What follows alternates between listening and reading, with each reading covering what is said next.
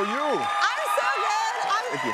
I'm a little tired. How are you? I'm doing well. I'm doing well. I really love that dress. It looks great. Sweater as well. You know, I had to wear it because it feels so soft and it's, wintertime. I know. How do you not just keep touching your arms? Keep touching myself? How do I not keep touching myself?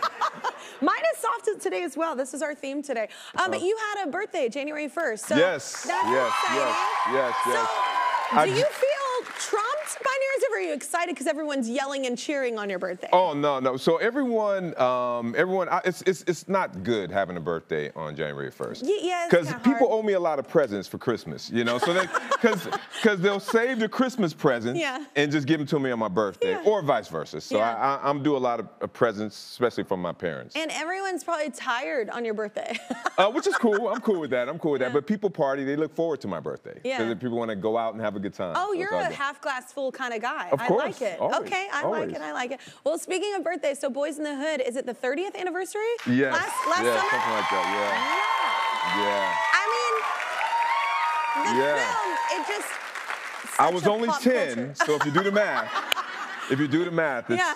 Oh my God, no. But why do you think people resonated so much then? And honestly, unfortunately, still resonate with it now. It's interesting because, first of all, shout out to the late great John Singleton. He was incredible. He was just a great visionary. Yeah.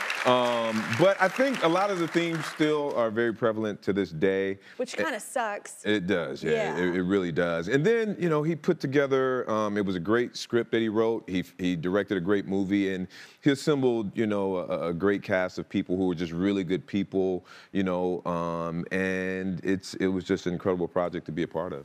Yeah, I mean, I can imagine, especially as an actor, like it's cool to be a part of something that just hits pop culture in such a way, but also has such an important message. Without a doubt. I mean, to think now that people are still talking about it.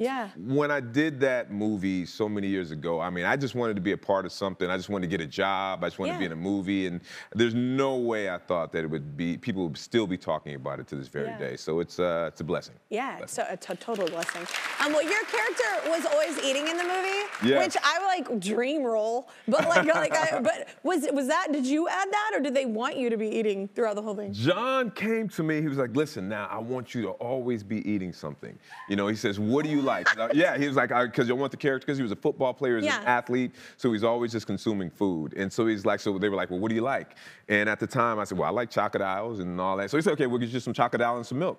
So wait, what's a chocodile? A chocodile is like a chocolate Twinkie. Back in the day. It's like, what? Yes. It's like I've never even heard of that. Oh, you haven't heard chocodile? No. Oh, wow. I was like, what kind of foreign food are you talking about? A chocodile? No, I never heard about that. I was a ding-dong person. I like ding-dongs. It's kind of like a ding-dong. It's kind of like a ding-dong. Okay. It's kind of like a ding-dong. Okay. And it was, and I ate a lot of them. I like that you just said ding-dong 3 times. Kind of like a ding-dong. Kind of like a ding-dong. Kind of like a ding-dong. It's kind of like well, the thing about it, I really loved chocodiles before the movie. Yeah. I didn't like them so much after. Oh, you were over it. Because I had to eat them so much, without a doubt. Was it fun or intimidating to be such a heartthrob, right out of the gate? I know you probably hate that question, but it's a serious question because you go everywhere and people are always yelling, at you, and that's got to be kind of. Does it make you uncomfortable? Listen. So I've had certain things like that happen. Yeah. And but here's the thing. So when I first did Boys in the Hood, right before I had the movie, I was just like, I want to do something that people will recognize me for, because that helped me get other jobs. Absolutely. So I did Boys in the Hood, and now almost every day, multiple times a day, people yell, Ricky, right? The funny thing about that is it's like it's the first time I've ever heard it. They say, hey, Ricky!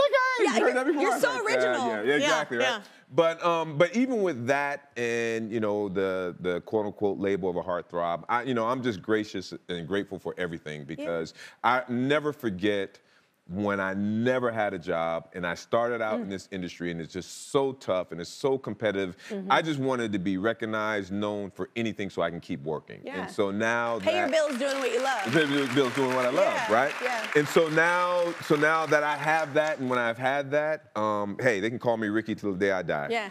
I appreciate it. Hey, I'll never live down Kelly Clarkson from 40-Year-Old Virgin. So people do that to me all the time. I'm always like, I've never heard that before. You're so unique. But I actually laugh at it every time. We're back with Morris Chestnut, and that was a look at his show, Our Kind of People. So what's the meaning behind the title? So the title is based on a book. It was a book called Our Kind of People, and it basically it covers the lives of some wealthy elite people in Martha's Vineyard. And so that was the title of the show, and that's pretty much what the show is about. It's about a wealthy family in Martha's Vineyard, and it's about power and control and sex and salaciousness and all of that other good stuff in between. Well, today is MLK Day, so what does his legacy mean to you specifically? It's wow. I mean, there's so much I couldn't even begin to cover it, but just all his activism and everything that he did in for the civil rights movement. Selflessness, and just the human being that he was, and I'll always respect everything that he's done, but in particular how he did it. He just uses articulations and his knowledge and his charisma as power, and I love that. Which is true he was power. very effective. It's true power, and it was very effective. And I just truly, I mean, I can't say enough. I mean, we can go on for this for about 5 minutes. I know that's hard to wrap it up in a synopsis. Yeah, it is, now that I've asked the question. But no, but it's it's everything that he stands for, and even unfortunately, I mean, even if we listen to his speech today, we still back relevant. then still relevant. Yeah.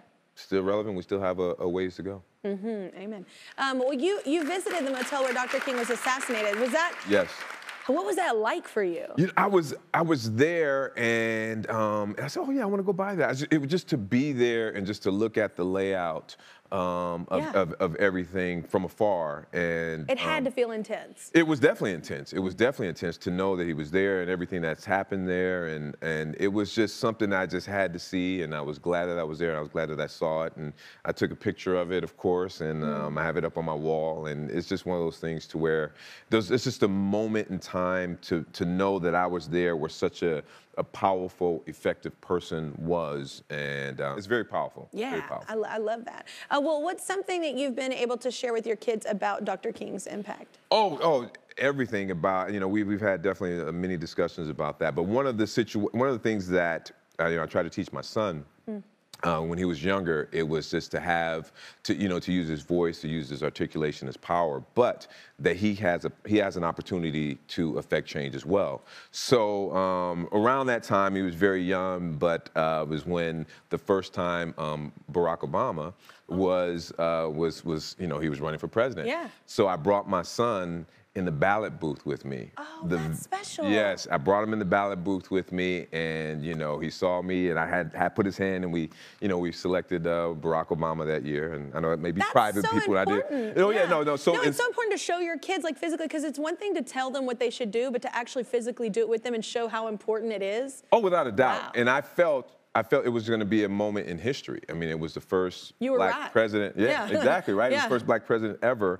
and my son was there with me to feel that, the power of his voice, the power of him as an American citizen, being able to affect change the way that he did. And how different for your kid, like representation, like speaking of that, like he will know that like his whole life, like that's a norm for him now. Exactly, you know exactly. Like exactly. For him, it's so cool because like for us, it wasn't a norm growing up. And now it's like, he's growing up in a different world, and what a beautiful thing. Yeah, oh, without a doubt, without a doubt. And then about 5 minutes later, he wanted to go play PlayStation. But other than that... And then he was like, that was great, Dad, we checked the box. Exactly, check the box, let's go play PlayStation. So, but I think it means much more to him now, of course, than it did then, but for him to know that he was there. No, that's special. That's really cool that you did that. Well, your mom was a teacher. Mom was a teacher as well, but she was a teacher in South Central LA, right? Yes. So how did that impact you growing up? Wow. I mean, I've learned so much from my mother, and especially, oh, wow, yeah, that's her. Smile. I love my mother. Just from an early age, I mean, there were so many things that she used to tell me that still stuck with me today. And she used to always tell me, the early bird catches the worm. And she would wake me up early on a Saturday, and I don't want to get up. The early bird catches the worm.